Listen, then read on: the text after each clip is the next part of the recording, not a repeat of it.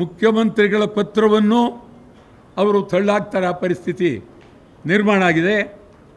ತಿರುಪತಿ ವ್ಯವಸ್ಥೆಯನ್ನು ಬದಲಾವಣೆ ಮಾಡದೇ ಇದ್ದರೆ ನಾವು ಮುಂದೆ ಭಾಳ ಹೋರಾಟ ಮಾಡೋದಕ್ಕೆ, ತಿರುಪತಿಯ ವ್ಯವಸ್ಥೆಯ ವಿರುದ್ಧ, ಆಡಳಿತದ ವಿರುದ್ಧ, ಸರ್ಕಾರದ ವಿರುದ್ಧ ಹೋರಾಟ ಮಾಡೋದಕ್ಕೆ ನಾವು ಇಷ್ಟರಲ್ಲೇ ತಿರುಪತಿಯ ಅಭಿಮಾನಿಗಳ ಸಭೆಯನ್ನು ಕರಿತಾ ಇದ್ದೀವಿ.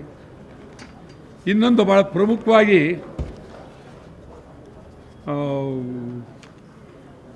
ಮತ್ತೆ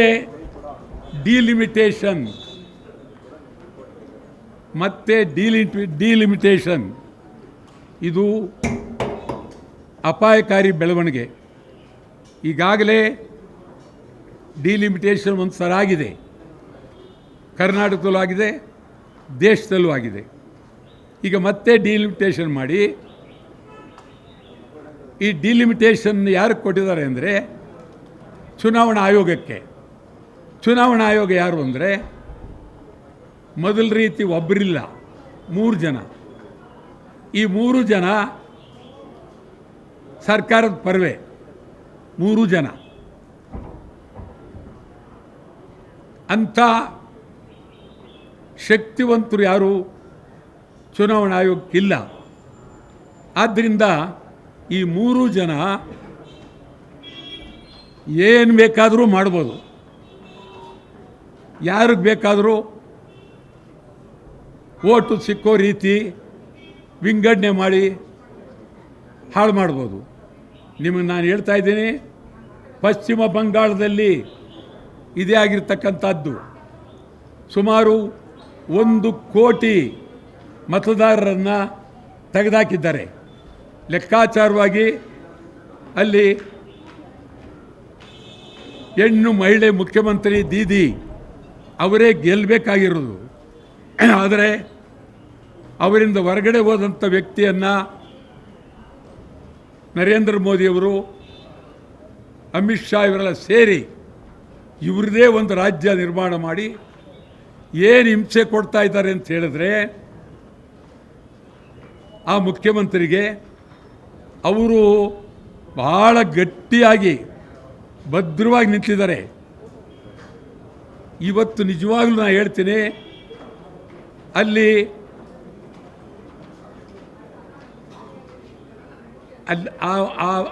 ಆ ಮುಖ್ಯಮಂತ್ರಿ ಈಗಿರ್ತಕ್ಕಂಥ ಮಹಿಳಾ ಮುಖ್ಯಮಂತ್ರಿ ಅವ್ರು ಗೆಲ್ಲೇಬೇಕು.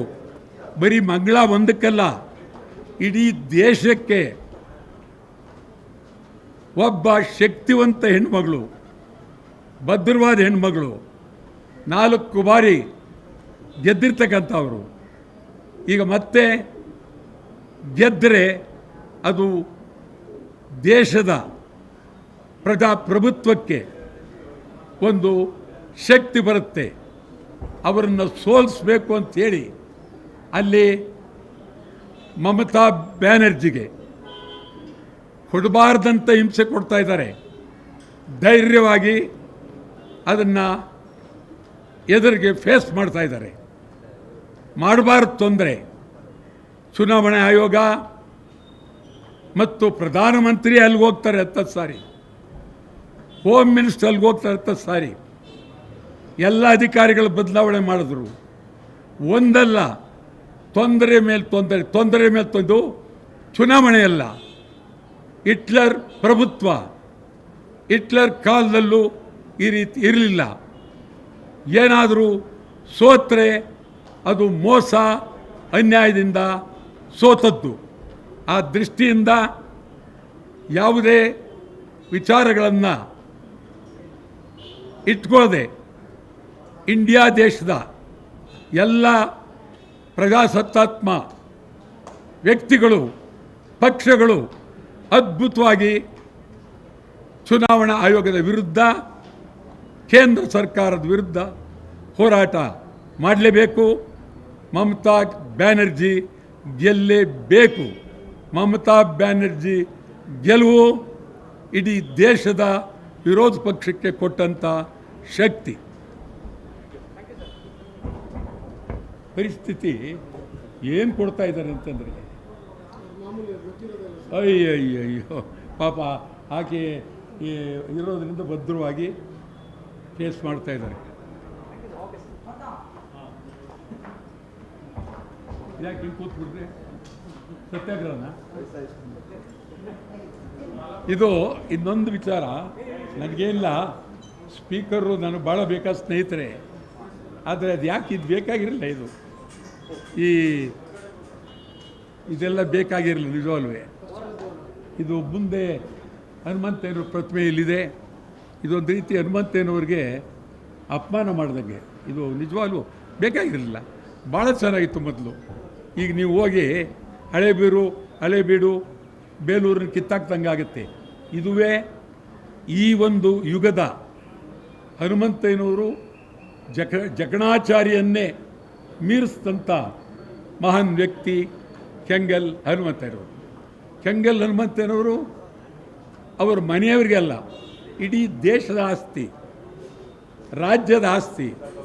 ಇದನ್ನು ನೋಡಿದ್ರೆ ನಿಜವಾಗಲೂ ಬೇಕಾಗಿರಲಿಲ್ಲ. ಇದು ಯಾಕೆ ಮಾಡಿದ್ರೋ ಗೊತ್ತಿಲ್ಲ ಇದು. ಮತ್ತೀಗ ನಿಮ್ಗಾಗಲೇ ಡಿಲಿಮಿಟೇಷನ್ ಇರೋದ್ನಲ್ಲ, ನಮ್ಮಲ್ಲಿ 224 ಇದ್ರೂ ಅಸೆಂಬ್ಲಿಗೆ ಹೋಗಿ ಎಷ್ಟು ಜನ ಗೊತ್ತಾ? 15 ಜನ 16 ಜನ, ಅದ್ರ ಮೇಲೆ ಹೋಗಲ್ಲ. ಈಗ ಡಿಲಿಮಿಟೇಷನ್ ಮಾಡ್ತು ಅಂದರೆ 320ವರೆಗೂ ಬರುತ್ತೆ. ಆಗ 250 ಜನ ಹೊರಗಿರ್ತಾರೆ. ಆ ಪರಿಸ್ಥಿತಿ ನಿರ್ಮಾಣ ಆಗುತ್ತೆ. ಹೊರಟೋಗಿದೆ ಇವತ್ತು ವಿಧಾನಸಭೆ, ವಿಧಾನ ಪರಿಷತ್ ತನ್ನ ಗಾಂಭೀರ್ಯವನ್ನು ಕಳ್ಕೊಂಡಿದೆ. ಇದೇನಾದ್ರು ಈ ದೇಶದಲ್ಲಿ ಪ್ರಜಾಪ್ರಭುತ್ವ ಉಳಿಬೇಕಾದರೆ ನೀವು ಮತ್ತು ನ್ಯಾಯಾಂಗ ನೀವಿಬ್ಬರೂ ಸರಿ ಹೋದರೆ ಪ್ರಜಾಪ್ರಭುತ್ವ ಉಳಿತದೆ. ಸತ್ಯ, ನಾವು ಇದಕ್ಕೆ ಹೇಳೋದಲ್ಲ. ಮಾಧ್ಯಮ, ಅದಕ್ಕಿರೋ ಶಕ್ತಿ ಮತ್ತು ನ್ಯಾಯಾಂಗ, ನೀವು ಭದ್ರ ಆದರೆ ದೇಶದಲ್ಲಿ ಪ್ರಜಾಪ್ರಭುತ್ವ ಉಳಿತದೆ. ನೀವು ಸ್ವಲ್ಪ ಜಾರಿದ್ರೆ ಖಂಡಿತ ಪ್ರಜಾಪ್ರಭುತ್ವ ಉಳಿಯೋದಿಲ್ಲ. ಹೌದು, ಇನ್ನು ಮುಂದಿನ ಚುನಾವಣೆಗಳೇನಾಗುತ್ತೆ ಅಂತಂದರೆ, ಈಗಾಗಲೇ ಶುರುವಾಗಿದೆ. ಈ ಚುನಾವಣೆಯನ್ನು ನಾವು ಒಪ್ಪೋದಿಲ್ಲ ಅಂಥೇಳಿ ಬೀದಿಗೆ ಬರ್ತಾರೆ ಜನ. ಒಡೆದಾಟ ಆಗುತ್ತೆ, ಗಲಾಟೆಗಳಾಗ್ತವೆ. ಆವಾಗ ಏನು ಮಾಡ್ತಾರೆ? ಪೊಲೀಸ್ ತರ್ತಾರೆ, ಹೊಡಿತಾರೆ. ಚುನಾವಣೆನೇ ಅಸಿಂಧು ಅನ್ನೋ ರೀತಿ ಆಗುತ್ತೆ. ಪ್ರಜಾಪ್ರಭುತ್ವದಲ್ಲಿ ಚುನಾವಣೆ ವ್ಯವಸ್ಥೆ ಪ್ರಾಮಾಣಿಕವಾಗಿ ಆಗದೇ ಇದ್ದರೆ, ಭ್ರಷ್ಟಾಚಾರದಲ್ಲಿದ್ದರೆ, ಭ್ರಷ್ಟರು ಚುನಾವಣೆಯಲ್ಲಿ ಗೆದ್ದರೆ, ರಿಯಲ್ ಎಸ್ಟೇಟ್ನವರು, ದರೋಡೆಕೋರರು ಇವರು ಚುನಾವಣೆಯಲ್ಲಿ ಗೆದ್ದರೆ, ಅಂತಿಮವಾಗಿ ಚುನಾವಣೆ 75 ವರ್ಷ, ದೇಶಕ್ಕೆ 75-76 ವರ್ಷ ಚುನಾವಣೆಯ ಬಗ್ಗೆ ಜನರಿಗೆ ನಂಬಿಕೆ ಹೋಗುತ್ತೆ. ಜನ ಬೀದಿಗೆ ಬರ್ತಾರೆ.